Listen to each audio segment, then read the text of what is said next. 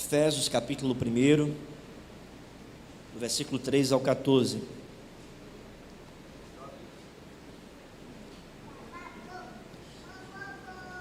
Efésios capítulo 1, do versículo 3 ao 14. Se você puder, Mateus, por gentileza, colocar mais volume no meu microfone. Talvez seja o retorno para mim, né?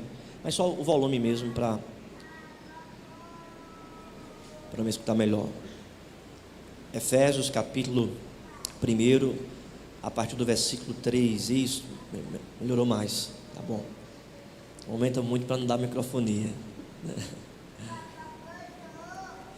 Meus irmãos, eu vou ler do versículo 3 ao 14, assim diz a palavra de Deus. Bendito Deus e Pai de nosso Senhor Jesus Cristo, que nos tem abençoado com toda sorte de bênção espiritual nas regiões celestiais em Cristo, assim como nos escolheu nele antes da fundação do mundo para sermos santos e irrepreensíveis perante ele, e em amor nos predestinou para ele, para a adoção de filhos por meio de Jesus Cristo, segundo o beneplácito de sua vontade, para o louvor da glória de sua graça, que ele nos concedeu gratuitamente no amado, no qual temos a redenção pelo seu sangue, a remissão dos pecados, segundo a riqueza da sua graça, que Deus derramou abundantemente sobre nós em toda a sabedoria e prudência, desvendando-nos o mistério da sua vontade, segundo o seu beneplácito que propusera em Cristo, de fazer convergir nele, na dispensação da plenitude dos tempos, todas as coisas, tanto as do céu como as da terra.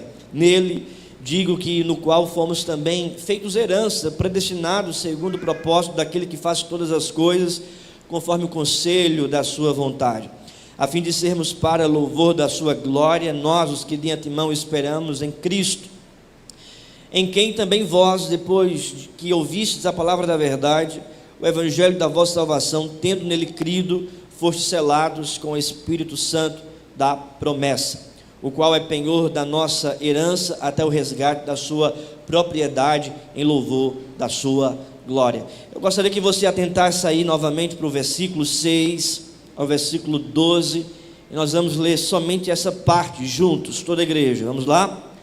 Para louvor da glória de sua graça, que ele nos concedeu gratuitamente no amado, no qual temos a redenção pelo seu sangue, a remissão dos pecados, segundo a riqueza da sua graça, que Deus determinou abundantemente sobre nós em toda a sabedoria e prudência, desvendando-nos o mistério da sua vontade, segundo o seu beneplácito que propusera em Cristo, de fazer convergir nele, na dispensação da plenitude dos tempos, todas as coisas, tanto as do céu como as da terra. Nele, digo, no qual fomos também feitos herança, predestinados segundo o propósito daquele que faz todas as coisas, conforme o conselho da sua vontade, a fim de sermos para o louvor da sua glória, nós os que de antemão esperamos em Cristo.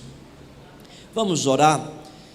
Senhor Deus, amado Pai, Deus eterno, soberano, Deus todo-poderoso, Deus misericordioso, ó Senhor, tem misericórdia de nós e fala conosco por meio da tua santa palavra.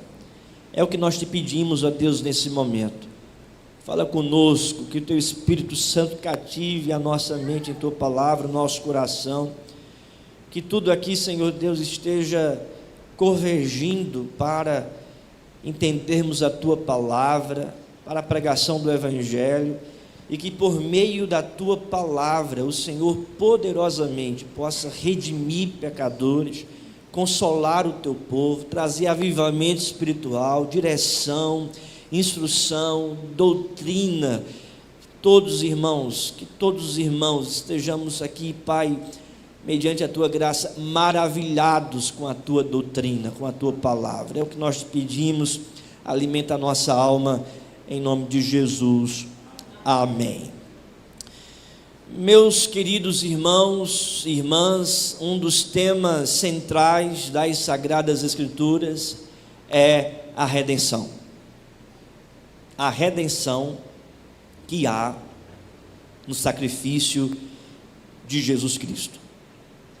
O texto que nós lemos e que repetimos do verso 6 até o verso 12, o apóstolo Paulo está tratando aqui sobre a redenção.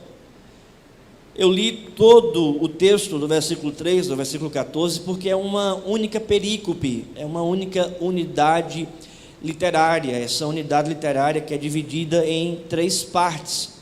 A primeira parte vai do versículo 3 até o versículo 6, parte A, onde o apóstolo Paulo trata sobre a eleição incondicional, que Deus tem nos abençoado com toda sorte de bênção espiritual nas regiões celestiais em Cristo. Ele então fala que Deus nos escolheu antes da fundação do mundo.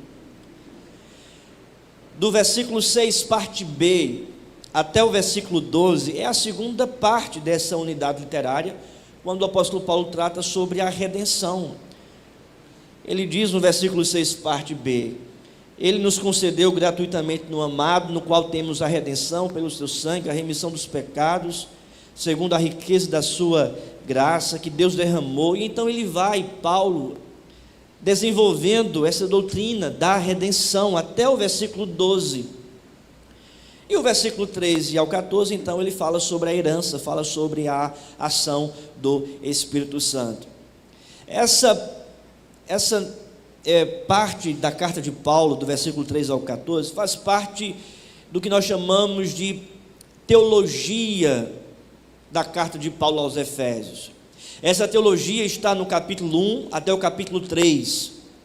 Capítulo 4, 5 e 6 é o apóstolo Paulo aplicando essa teologia para a igreja. É a parte prática da carta. Entretanto, o texto que lemos faz parte desse início, dessa parte teológica. É o apóstolo Paulo, irmãos, aqui apresentando teologicamente o plano de Deus. Ele faz a sua saudação e logo em seguida, a parte do versículo 3, ele apresenta um povo abençoado. Bendito Deus e Pai do nosso Senhor Jesus Cristo, que nos tem abençoado com toda sorte de bênçãos espirituais. E ele fala então primeiramente da eleição incondicional, que foi a mensagem, que eu tratei, a última mensagem em Efésios. Ele fala agora sobre a ação de Cristo redimindo o seu povo, a redenção. E depois ele fala sobre a ação do Espírito Santo, selando e trazendo herança. Eu gostaria, portanto, de fixar e prestar mais atenção, juntamente com a igreja, nessa segunda parte, que é a redenção, que vai do versículo 6 até o versículo 12. A gente olha para esse texto e a gente percebe o Deus triuno sendo apresentado. O Pai que elege antes da fundação do mundo, do 3 ao 5. O Filho que redime pecadores por meio do seu sangue, do 6 ao 12, e o Espírito Santo que sela essa obra redentiva no coração do povo de Deus, do versículo 13 ao versículo 14. É o plano da redenção, aqui sendo apresentado pelo Pai, pelo Filho e pelo Espírito Santo, a 3 pessoas da Trindade. A gente olha para a parte central do versículo 6 ao versículo de número 12, e nós percebemos, irmãos, Paulo especificamente tratando sobre a redenção. A divisão a gente percebe nessa doxologia que é apresentada, tanto no versículo de número 6, para louvor da glória de sua graça, e então há uma divisão onde Paulo apresenta a redenção, e no versículo de número 12, que é o fim da segunda parte, a fim de sermos para louvor da sua glória. E o final da terceira parte, que é o versículo 14, em louvor da sua glória. Então, as 3 partes dessa unidade literária é finalizado com essa doxologia: para o louvor da sua glória, eleição incondicional; para o louvor da sua glória, redenção pelo Filho; para o louvor da sua glória, aplicação do Espírito. Então, Deus aqui, irmãos, pela instrumentalidade do apóstolo Paulo, está apresentando o louvor da igreja, que deve ser destinada à glória de Deus. Esse louvor que deve ser tributado à glória de Deus, ao nome de Deus, à graça de Deus, e especificamente aqui no texto, por razão da redenção que acontece pelo Filho de Deus, por Jesus Cristo. Durante os tempos do Novo Testamento, o Império Romano tinha até 6 milhões de escravos, e a compra e venda deles foi um grande negócio. Se uma pessoa queria libertar um ente querido ou um amigo que era um escravo, ele iria comprar esse escravo de si mesmo e em seguida conceder-lhe a liberdade, atestando a libertação com um certificado escrito. Redenção é justamente isso, libertação, resgate.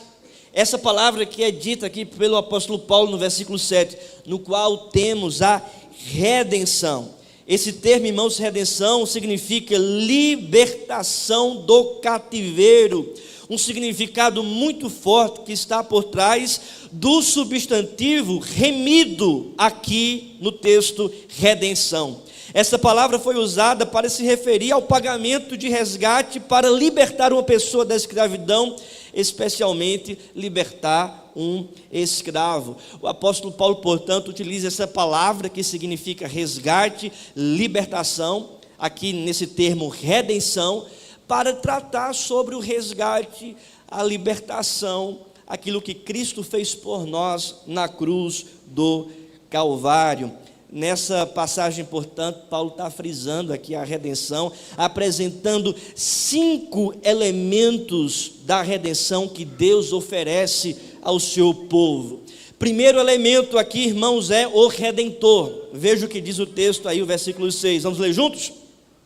Para louvor da glória de sua graça, que ele nos concedeu gratuitamente no amado, no qual temos a redenção. Versículo 7, a parte A. Primeiramente, irmãos, o apóstolo Paulo fala sobre o Redentor. Ele nos concedeu gratuitamente no amado. E aqui é o primeiro elemento dessa doutrina da redenção, que é o Redentor. O amado aqui é Cristo, no qual temos a redenção. Jesus Cristo é o nosso Redentor, o Redentor da nossa vida. Ele é o bem amado. A palavra aqui, irmãos, amado, indica aquele que está no estado de ser amado por Deus. A expressão de Paulo é: ele nos concedeu gratuitamente no amado.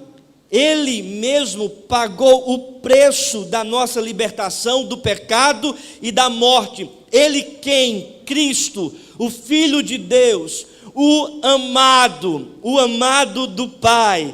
Jesus Cristo, é Ele, irmãos, que é o Redentor. O Redentor, portanto, aqui não é a igreja, o Redentor não é o pecador, não é o pecador que se redime sozinho dos seus pecados, não é ele que redime a sua vida, que liberta a sua vida. O Redentor não é o pecador que está fazendo alguma coisa para receber da libertação, para receber da salvação. Uma teologia falsa que se prega por aí, que você tem que fazer isso, aquilo para receber perdão de pecados, para ser salvo, para ser redimido, para ser libertado da escravidão do pecado, do mundo, de Satanás e por aí vai. Mas não é essa a verdade que o apóstolo Paulo está apresentando. A redenção não está fundamentada no pecador. O pecador não é o redentor. Você não é o redentor da sua própria vida. Você e os seus esforços não compram a redenção, a libertação, o resgate. Mas a palavra diz que o redentor é Jesus Cristo. Cristo é o redentor, o amado do Pai. Só Jesus Cristo tem o direito inerente de toda a bondade de Deus, por isso que ele é descrito como o amado. Só Jesus Cristo tem esse direito por essência de receber a bondade de Deus. Mas, porque estamos identificados com ele pela fé, a bondade é agora também a nossa bondade. A bondade que é derramada sobre o Filho amado é também derramada sobre nós, porque pela fé estamos ligados a Cristo, ligados a Ele. O amado do Pai possui toda a bondade do Pai. Somos também, por causa da fé nele, em Cristo, amados também pelo Pai. Possuímos toda a sua bondade também em Cristo. Jesus mesmo disse, em João 14, 21, aquele que tem os meus mandamentos e os guarda, esse é o que me ama, e aquele que me ama será amado por meu Pai. Perceba, Deus nos ama, não simplesmente, não pelo fato de quem nós somos, porque nós não somos merecedores do amor de Deus, mas Ele nos ama em Cristo. Ele nos ama quando nós estamos debaixo da proteção de Cristo. Ele nos ama quando estamos pela fé alicerçados em Cristo. Ele nos ama quando nós amamos a Cristo. O amado não é você, inerentemente falando, em essência, não, mas você é amado por causa de Cristo, que é em essência amado pelo Pai. O Pai agora nos ama como ama a Cristo por causa da obra de Jesus Cristo que alcança a nossa vida. No conceito do Antigo Testamento, irmãos, o resgatador, ele tinha 3 qualificações. Ele tinha que estar relacionado com o que necessita do resgate. Segundo, capaz de pagar o preço. E terceiro, disposto em fazê-lo. O Senhor Jesus preencheu perfeitamente esses requisitos. Ele veio até nós para se relacionar conosco. Ele foi capaz e eficaz de derramar o seu sangue no Calvário para pagar o preço para o nosso resgate. E Ele fez isso eficazmente. Ele é, portanto, esse amado. Deus acreditou nele, em Cristo. E por causa de Cristo recebemos por esta razão esse resgate, essa libertação, que vem do Redentor, que é o amado. Ele não acreditou em você, ele não acreditou em sua obra, ele não acreditou naquilo que eu posso realizar, porque eu e você, nós somos falhos diante de Deus. Mas o Pai acreditou em seu Filho, na obra do seu Filho, no preço do seu Filho. E todos aqueles, portanto, que se arrependem dos seus pecados, reconhecem a necessidade de depender do Filho, são também amados pelo Pai por causa de Jesus Cristo. Atos capítulo 17, versículo 31 diz: porquanto estabeleceu um dia em que há de julgar o mundo com justiça, por meio de um varão que destinou e acreditou diante de todos, ressuscitando-o dentre os mortos. Quem foi o varão que o Pai acreditou? Cristo. Cristo. Há uma canção que às vezes muito se canta, que fala: ele acreditou em mim. Mas veja, isso está equivocadamente distante da verdade bíblica, porque se a salvação dependesse de mim, dos meus esforços, daquilo que eu posso fazer, se a salvação dependesse de mim, se Deus acreditasse em mim para que eu pudesse ser salvo, eu estaria perdido, irmãos.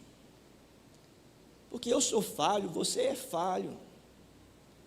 Mas conforme diz a palavra, Atos 17, 31, Deus acreditou no seu Filho, varão destinado, acreditou nele diante de todos, ressuscitando dentre os mortos, porque o Pai enviou seu Filho perfeito, santo, que cumpriu toda a lei, que não pecou, não havia pecado nele. Pelo contrário, ele morreu por pecadores. Ele poderia não fazer, mas ele fez isso. Ele era perfeito, mas morreu por pecadores.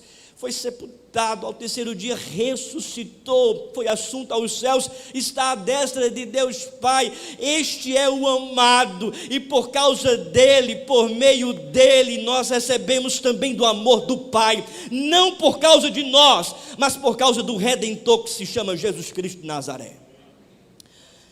O segundo elemento da redenção é o redimido, porque veja o texto no versículo 6 ainda, que ele nos concedeu gratuitamente no amado. Concedeu a quem? A nós. Nos concedeu. Concedeu o quê? Versículo 7. Toda a igreja em uma só voz. Vamos lá. No qual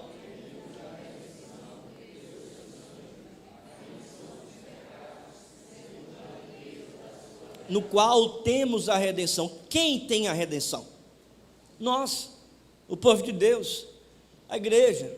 O segundo elemento, portanto, da redenção é o redimido. Quem são os redimidos? É o povo de Deus. Versículo 1, Paulo traz a identidade desse povo redimido.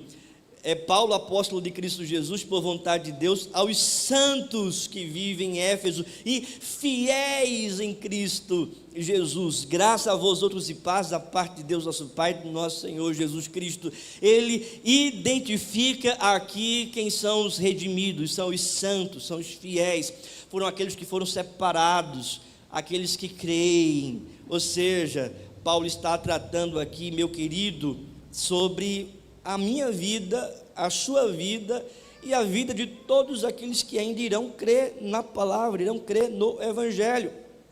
É claro que porque os homens são maus, há a necessidade, portanto, da redenção, do resgate. São maus por causa da natureza pecaminosa, nós nascemos em pecado. Maus por causa do mundo, somos guiados pelos prazeres do mundo. Maus porque estávamos debaixo da autoridade de Satanás, estávamos debaixo das inclinações da potestade do ar que agora atua nos filhos da desobediência, conforme Paulo diz aqui em Efésios capítulo 2, versículo 1, 2 e 3.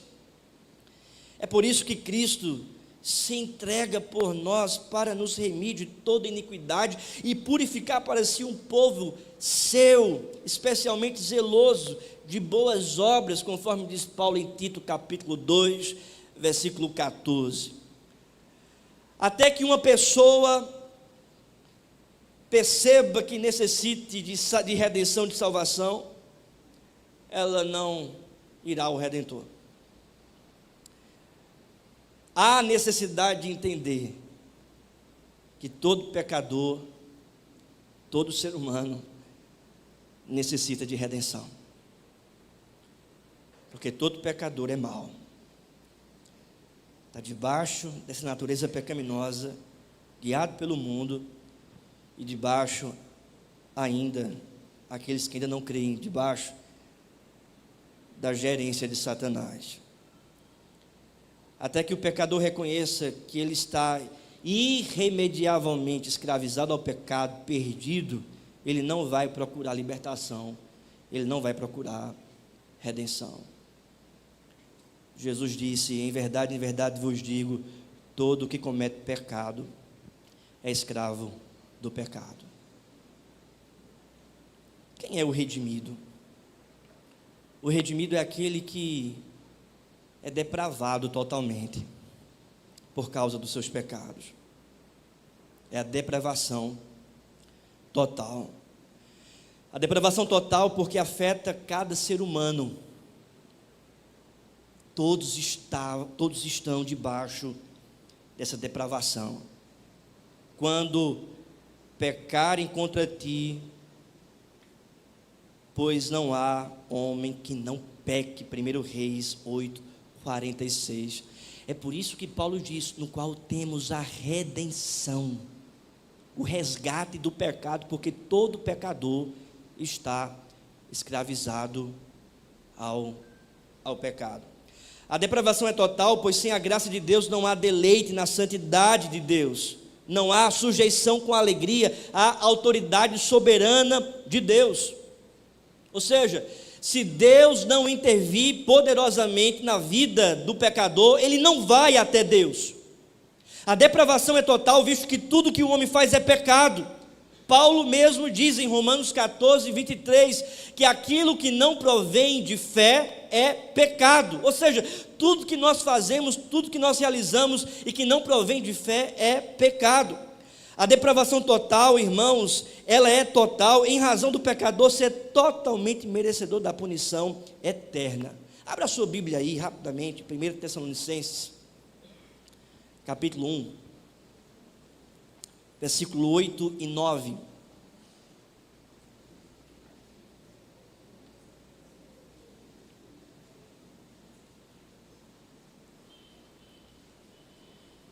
Primeira Tessalonicenses 1, 8 e 9.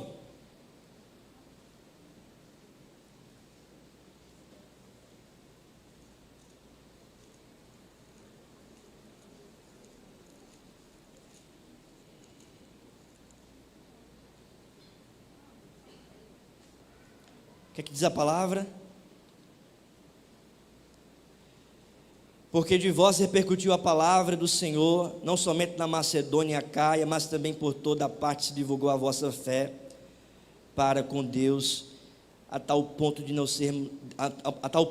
não termos necessidade de acrescentar coisa alguma. Versículo 9: pois eles mesmos, no tocante a nós, proclamam a repercussão, teve o nosso ingresso no vosso reino, e como deixando os ídolos, vos convertestes a Deus para servirdes o Deus vivo e verdadeiro. É uma obra de Deus redimindo o seu povo dos ídolos, da idolatria. Esse povo redimido éramos nós, somos nós, escravizados aos ídolos, escravizados a nós mesmos, guiados pelas coisas do mundo. Éramos merecedores da ira de Deus por causa dos nossos pecados, mas diz a palavra, irmãos, que Ele nos resgatou, Ele nos redimiu. Volte lá para Efésios capítulo 1 e veja o que diz o texto, versículo número 8. Efésios 1:8, que Deus derramou abundantemente sobre nós. Nós, portanto, somos esse alvo da redenção. O terceiro elemento da redenção é o preço da redenção. Versículo 7 diz ainda, Efésios 1:7, no qual temos a redenção pelo seu sangue, a remissão dos pecados. O preço da redenção, irmãos, é o sangue de Jesus Cristo, derramado na cruz do Calvário para nos libertar, para nos resgatar do preço do pecado, que é a morte. Todos nós estávamos trilhando o caminho de morte eterna por causa dos nossos pecados. Todos nós estávamos sendo guiados, pelo mundo por causa dos nossos pecados, por natureza, filhos da ira. Nós estávamos já mortos em nossos delitos e pecados. O salário do pecado é a morte. Mas a palavra de Deus diz, irmãos, que Cristo nos resgatou dessa morte, nos resgatou da escravidão do pecado, nos resgatou do império das trevas, nos resgatou de Satanás pelo seu sangue. Ele derramou seu sangue no Calvário, Ele morreu pelos nossos pecados, para nos redimir, para nos resgatar. Qual foi o preço dessa redenção? O preço dessa redenção foi o sangue de Jesus Cristo, o sangue dele que foi derramado na cruz do Calvário. O sangue dos animais da antiga aliança, de cordeiros, de bodes, era um sacrifício que apenas apontava para o sacrifício pleno e perfeito. No entanto, quando Jesus chegou, João Batista disse: eis o Cordeiro de Deus que tira o pecado do mundo. Cristo, portanto, é esse Cordeiro perfeito, imolado pelos nossos pecados, sacrificado pelos nossos pecados. Ele pagou o preço para a libertação da nossa vida. Em Cristo, portanto, há redenção, há salvação. Os nossos pecados são então perdoados pelo fato de Jesus Cristo ter derramado o seu sangue. Não há, por meio de sangue de bodes, de bezerros, redenção, mas é pelo sangue de Jesus Cristo, que entrou no Santo dos Santos e uma vez por todas realizou a obra da redenção, conforme o autor da carta aos Hebreus afirma no capítulo 9. 1 Pedro, capítulo 1, versículo 18 e 19, diz a palavra: sabendo que não foi mediante coisas corruptíveis, como prata ou ouro, que fostes resgatados do vosso fútil procedimento que vossos pais vos legaram, mas pelo precioso sangue, como de cordeiro sem defeito e sem mácula, o sangue de Cristo. Quarto elemento, irmãos, o resultado da redenção. Veja o que diz aí o versículo 7 até o versículo 9, no qual temos a redenção pelo seu sangue, a remissão dos pecados, segundo a riqueza da sua graça, que Deus derramou abundantemente sobre nós, em toda a sabedoria e prudência. Versículo 9 juntos: desvendando-nos o mistério da sua vontade, segundo o seu beneplácito que propusera em Cristo. Quais são os resultados da redenção? O primeiro resultado aqui apresentado, irmãos, é o perdão. Remissão dos pecados. O resultado primário da redenção para o crente é o perdão dos pecados. Uma das verdades centrais da salvação, tanto no Antigo como no Novo Testamento. Na última ceia, Jesus explicou aos seus discípulos: sangue da aliança que é derramado por muitos para a remissão de pecados. Redenção traz o perdão. Redenção traz a pureza do sangue de Jesus sendo derramado sobre a nossa vida, nos limpando de todos os nossos pecados. Há quem diga que você não deve ser um pecador, há quem diga que você não é culpado pelos seus pecados. John MacArthur, fazendo uma leitura do behaviorismo e de alguns que sustenta que não podemos ser responsabilizados por nosso pecado, que a culpa é dos nossos genes, do nosso meio, dos nossos pais, do nosso passado, ou de qualquer outra coisa externa.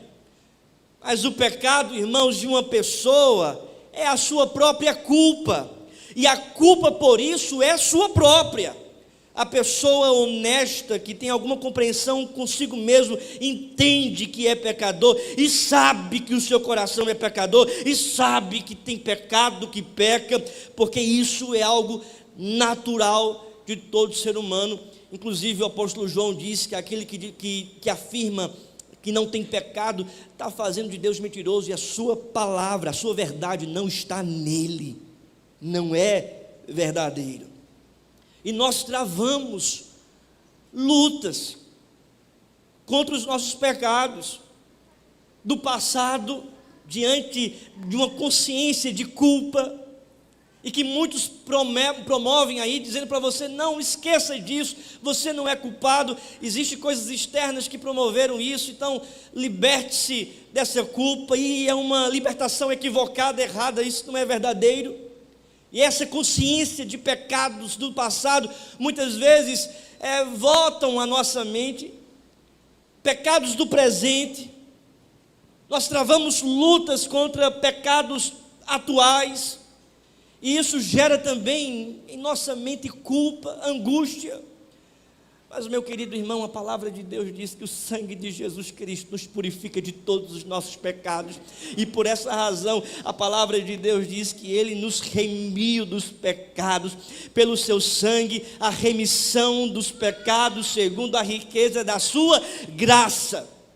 É verdade, nós somos pecadores, é verdade que temos cometido pecado contra Deus, é verdade que lutamos contra o pecado, é verdade que nessa luta podemos sim cair em pecado, porque isso deve ser, e a Bíblia fala, é um acidente de percurso na vida do cristão. É verdade que se olharmos para o passado, a consciência de culpa pode vir à nossa mente. No entanto, meu querido irmão, existe uma realidade presente na nossa vida, que Jesus Cristo foi à cruz para nos purificar de todos os nossos pecados. O sangue dele é mais poderoso que o pecado do passado, do presente e do futuro. O sangue de Jesus Cristo nos limpa e nos purifica de todos os nossos pecados.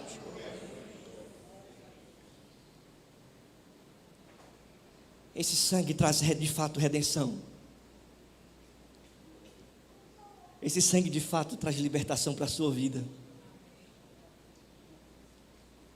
Esse sangue vai de fato lidar com aquilo que é verdadeiro na sua alma. Ele não vai camuflar. Ele vai dizer: você é depravado totalmente e merecedor da punição eterna. Você pecou contra o Senhor. Mas o Pai enviou o Filho unigênito, o amado, para ser o teu substituto. Ele derramou o seu sangue pelos seus pecados. E quando você se arrepende e crê em Jesus Cristo, todos os seus pecados são então perdoados. Nenhuma condenação há para aqueles que estão em Cristo Jesus. A tua consciência pode trazer os pecados do teu passado, mas aí você prega para a sua consciência dizendo: Jesus Cristo me purifica de todos os meus pecados, eu estou em Cristo Jesus.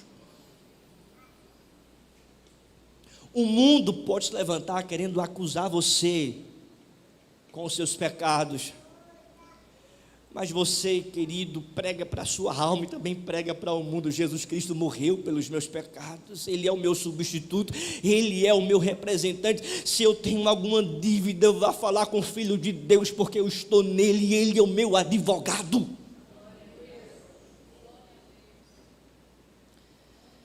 Miqueias capítulo 7, versículo 18 a 19, diz o profeta: quem, ó Deus, é semelhante a ti, que perdoas a iniquidade e te esqueces da transgressão do restante da tua herança? Ó Senhor, não retém a sua ira para sempre, porque tem prazer o Senhor na misericórdia. Tornará a ter compaixão de nós, pisará aos pés as nossas iniquidades e lançará todos os nossos pecados nas profundezas do mar. É o que diz o profeta. Em João 8,11 diz: não, eu não te condeno, segue o teu caminho. As palavras de Cristo para aquela mulher que foi encontrada em adultério. Ou seja, Cristo é perdoador, Ele perdoa e mostra o caminho de santidade pelo qual nós devemos andar. Em uma peça escrita pelo dramaturgo William Shakespeare, a peça O Rei Ricardo III, essa peça o rei lamenta dizendo: a minha consciência tem milhares de vozes, e cada voz traz-me milhares de histórias, e cada história sou o vilão condenado. Em cada história sou o vilão condenado. Mas isso não é uma verdade para os cristãos, porque Jesus Cristo nos libertou de toda condenação. Quando Jesus entra em nossa vida como Senhor e Salvador, Ele nos diz: os teus pecados estão perdoados. Quando Jesus entra em nossa vida como Senhor e Salvador, Ele nos diz: nenhuma condenação há para a sua vida. Quando Jesus Cristo entra em nossa vida como Senhor e Salvador, Ele nos diz: você tem vida eterna, não mais morte, mas vida eterna. O resultado, portanto, é o perdão, como também sabedoria e discernimento, porque veja o que diz o texto ainda no versículo 8, que Deus derramou abundantemente sobre nós em toda a sabedoria e prudência. O texto grego, portanto, apresenta aqui a verdade de que essa sabedoria e essa prudência, essa sabedoria foi derramada sobre o seu povo, essa prudência foi derramada sobre o seu povo. Deus concedeu sabedoria e prudência. Em outras traduções tem sabedoria e discernimento ou visão. Ele mostra para nós o perdão, nós nos apropriamos do perdão, mas agora a gente se apropria também de sua sabedoria, de sua visão, do seu discernimento. A gente começa a andar agora conforme a sua vontade. A gente começa a andar agora não de acordo com a sabedoria mundana, mas de acordo com a sabedoria de Cristo. Conforme diz Paulo aos Coríntios, Cristo se tornou perfeita sabedoria para nós. Os valores são outros, a mentalidade é outra, o pensamento de vida é outro, a cosmovisão é outra. A gente anda, vive, decide de acordo com a sabedoria de Cristo, de acordo com a palavra de Cristo, de acordo com o discernimento que vem do Evangelho de Jesus Cristo. Deus não somente perdoa cada um de nós, mas Ele também mostra o caminho pelo qual nós devemos andar. Quinto e último elemento da redenção é a razão dessa redenção. Versículo 9 ao 12, veja o que diz: desvendando-nos o mistério da sua vontade, segundo o beneplácito que propuseram em Cristo, de fazer convergir nele, na dispensação da plenitude dos tempos, todas as coisas, tanto as do céu como as da terra, e nele digo, no qual fomos também feitos herança, predestinados segundo o propósito daquele que fez todas as coisas conforme o conselho da sua vontade. O que Paulo, portanto, está dizendo é que ele fez tudo isso, ele redimiu o seu povo para fazer convergir nele todas as coisas. Porque Deus fez tanto por nós, porque ele enviou seu Filho para nos salvar, porque Cristo derramou o seu sangue, um alto preço para nos redimir dos nossos pecados. Deus redime os homens, a fim de que pudesse reunir tudo para si mesmo. O tempo exato desse encontro será no reino pleno de Cristo, conforme diz o texto, na plenitude do tempo, ou seja, em um tempo pleno, quando Cristo se manifestar em sua segunda vinda. Quando a conclusão da história vem, o reino chega, a eternidade começa, o novo céu e nova terra são estabelecidos, haverá uma geração de todas as coisas em Cristo, as coisas no céu e as coisas sobre a terra. Jesus Cristo é o fim da história, se encontra, portanto, como a solução da história. A história, portanto, converge para Cristo. Ele, portanto, um dia vai voltar para buscar a sua herança. Fomos feitos a sua herança, conforme diz a palavra, no qual fomos também feitos herança, predestinados segundo o propósito daquele que fez todas as coisas, conforme o conselho da sua santa vontade. Qual a razão última apresentada por Paulo aqui, versículo 12, a fim de sermos para louvor da sua glória, nós, os que de antemão esperamos em Cristo. É para o louvor da glória de Jesus, é para a exaltação da glória de Cristo, é para que o nome de Cristo seja exaltado, seja glorificado, é para que todos os olhos estejam fitados nele, no Filho de Deus, no amado, é para que todo joelho se dobre e toda língua confesse que Jesus Cristo é o Senhor, para a glória do Deus Pai.